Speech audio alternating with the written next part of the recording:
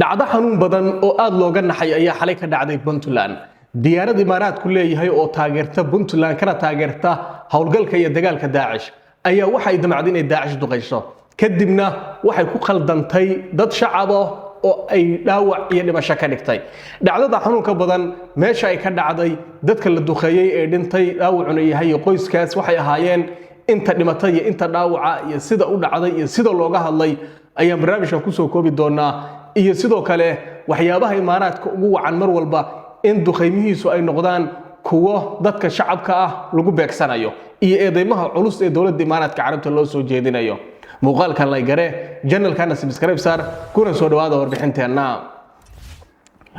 waa 11ka bisha March ee saddexaad sidoo kalena 11ka bisha Ramadaan sanadka 2025. haddii aan ku bilaabo warbixinteena xalay dawladda Imaaraadka Carabta oo ah saaxiibka ugu weyn ee Puntland ee ka taageeraya dhanka cirka ee dagaalka Daesh ayaa duqeyn ka fulisay buuraha gobolka Bari ee Calmiskaan. laakiin duqeyntaasi ma noqon mid cadawga markaasi jab gaarsiisa, laakiin waxay noqotay mid naxadin leh oo khasaar ay ka soo gaartay dad masaakiin ah oo reemiyo oo xoolo dhaqata ah. macluumaadka ku saabsan sida ay duqeyntaasi u dhacday iyo dadkaasi rayidka iyo xogaheeda waxaan doonayaa inaad daawataan warbixintan oo markaasi wariyaha la yiraahdo Shucayb Daad Maxamed oo gobolka Bari ka hawlgala isla markaana ah qofka ugu dhow inta badan macluumaadka duqeyntaani sida ugu dhaqsiyaha badan uga waramayay eeshana ku hayay ayaa macluumaadkan markaasi ka soo xiganay kadib marka daawataan ayaan faahfaahin kala gali doonaa, laakiin nala daawada xogta iyo sida wax u dhaceen. Allah u naxariistay waxa geeriyooday 10 ruux oo shacab ah waxaana ay dhaawacyo kala duwan soo gaareen 4 ruux oo kale oo dheeraad ah. dhammaan dadka ay musiibadani ku dhacday waxay ka koobnaayeen hal qoys oo kaliya oo reer miya kuwaasi oo deganaa Toga Miraale si gaar ah deegaan lagu magacaabo Ablaayo oo Toga ku dhow. sidee wax u dhaceen? diyaaradaha dagaalka ee Imaaraadka Carabta uu leeyahay oo Puntland si gaar ah hay'adda BMBF ay ka wada shaqeeyaan duqeymaha cirka ee hawlgalka Hilaac oo in badan oo maalmihii la soo dhaafay kamid ah si gaar ah bilooyinkii la soo dhaafay halkaasi duqeymo kala duwan ka geysanayay ayaa halkaasi habeennimadii xalay waxay ka fuliyeen duqeyntaasi waxay ku habsatay oo ay haleeshay qoyska reer miyiga ahaa ee ka koobnaa halka family kuwaas oo ahaa tiro badan oo hal meel ama hal goob wada degan.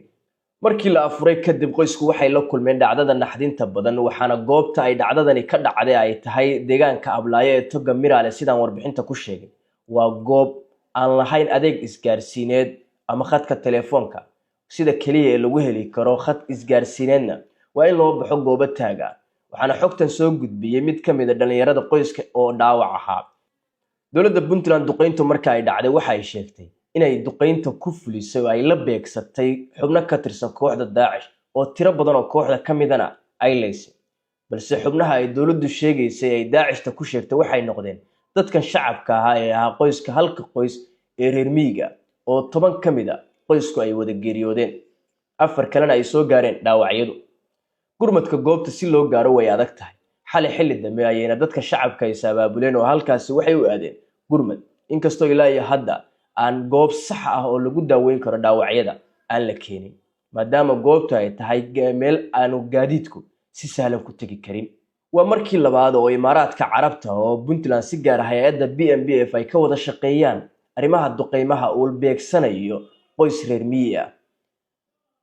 bishii la soo dhaafay sidaan oo kale bilowgii hawlgalka Hilaac dawladdu waxay dishay Imaaraadka Carabta ay duqeyn la beegsatay ku dishay qoys reer guuraa ah oo deganaa goob miya. dawladdu markaasi kama soo saarin wax hadal ah sidoo kalena kama aysan tacsideen geerida dadkaasi shacabka. si la mid ah dhacdada xalay dawladdu waxay sheegtay waxa ay leysay inay ahaayeen xubno ka tirsan kooxda Daesh oo ilaa hadda bogogeeda baraha bulshada sidaas ayaa ku jira ama ku qoran. iyadoo ay waxaanay dhacayaan maalmihii la soo dhaafay dawladdu waxay odayaasha dhaqanka ku cadaadinaysay in dadka reer guuraaga ah ay ku celiyaan goobihii ay dagaaladu dabcan ka dhaceen ee buraha Calmiskaan si gaar ah Toga Jeceeled oo miinooyin badan halkaasi ay ku jiraan. sidoo kalena ay suurtagal tahay in xilli walba dagaal ka dhici karo, sidoo kalena xilli walba halkaasi ay duqeymo ay lala beegsan karo ama ay ka dhici karaan duqeymo kala duwan. وهجاج halkaas uga soo laabano xogta wariyaha ee ku saabsan dhacdadaasi. waxaan filayaa wax badan inaad ka fahanteen iyo macluumaad badan aad ka hesheen. dabcan xalay ka hor inta aysan dhacdadan la xaqiijin Puntland ayaa soo saartay bayaan rasmi ah oo ka soo baxay Puntland waxay Puntland sheegtay in dawladda Imaaraadka Carabtu ay fulisay duqeyn diyaaradeed oo ka dhacay markaasi Toga Miraale buuraha Caalmiskaad halkaas oo ay wali ku dhumaalaysanayaan dagaalamayaal ka tirsan firxadka kooxda Daesh bayaan kooban oo ka soo baxay xafiiska ayaa sidaas lagu sheegay laakiin dambaalkii dambe wuxuu noqday tan oo naxdinta leh iyo arintan markaasi soo baxday sida xogta ku dhageysateena maahan markii koobaad Imaaraadku horay ayuu sidaan oo kale dad shacab ah oo markaasi u baabi'iyay oo digada uga dhigay lama hubo inay magdhow bixiyeen iyo arrimahaasi inkastoo dalalka reer galbeedka Mareykanka iyo markay dad shacab ah ay duqeeyaan ay magdhow bixiyaan oo ay ballan qaadaan oo ay bixiyaan laakiin Imaaraadka ma hubo waxay sameyn doonaan dawladuna arintaasi xil weyn iskama saarin sida markaasi kulliba laga arki karo laakiin waxay tahay in rayid ay beersanayso dadka badankood waxay leeyahay yihiin weershanimada iyo sida diyaaradaha droniska Imaaraadku ay weersho u yihiin oo waxa la leeyahay goobaha ay khaldayso shiishka ay khaldayso duqeymaha ay khaldayso rayidka iyo si u kala soo cilaaday baga talabaad waxay tahay Puntland dhawaan waxay tiri dadka reer miyiga waa inay ku noqdaan goobaha Daesh laga saaray oo ay degaan oo buuraha iyo dhamaanba deegaanada laga saro dhan ay degaan dadka reer miyiga way iska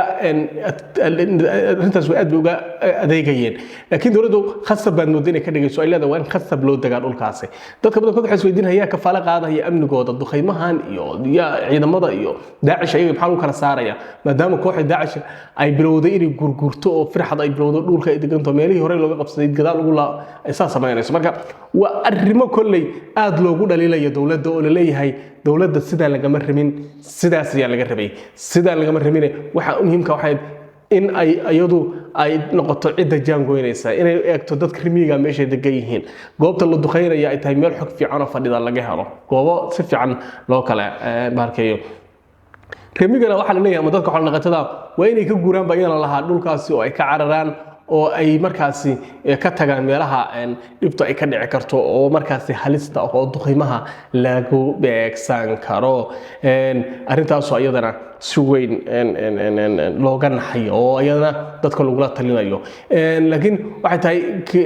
in dhacdana si weyn looga naxay oo dadka reer Puntland oo dhan xalay ilaa saaki ay wadgodeen oo lagu dhaleecaynay dawladda Imaaraadka Carabta horay Imaaraadka Carabta waxa marar badan loogu eedeeyay duqeymaheedu inay sarhayn kuwa si sax ah cadowga loogu beegsado ama cadowga si sax ah u haleela laakiin ay yihiin dad badan waxay ku eedeeyeen Imaaraadka inuuba markuu leeyahay waxaan duqeynayna uuba cadowga wax u daadsho oo hub ama cunto ama wax kale ay diyaarad u daashay laakiin Puntland aad taad dignin ka soo saartay dhawaan waxay tiri Imaaraadka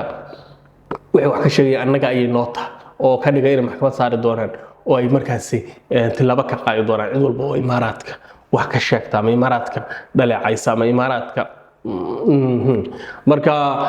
sida muuqanaysa halkaas wax marayaan dadka rayidka baa dhintay oo tiradooda soo maqasheen oo 10 ka gaaraya 4 baa dhaawaca dad isku qoys ahaayeen ehel bay ahaayeen wiil iyo gabadhiisa hooyo iyo gabadheeda aab iyo qoysaas ahaayeen marka dad walaalo ah 10 qof waa dareemi kartaa hal qoys ama qoyskaaga adigna daawanayo oo hal meel degan oo Ilaahay kugu keenay taasoo kale kugu dhacay marka arintaas aad baan uga tacsiinayna dadkaas samiriga iimaan waxay dhintay Ilaahay u naxariisto ayaanu leenahay bil Ramadaan baa jira adigu soo duceeya aad baadna u mahadsantihiin akhyaaray sida mar walba aad noola socotaan oo aad u daawataan barnaamijyadeenan aan halkan ku baahino waxaan ka codsanaynaa inaad muuqaalka like garayso channelkana subscribe garayso cid walbana aad gaarsiiso aad si share garayso nabadgelyo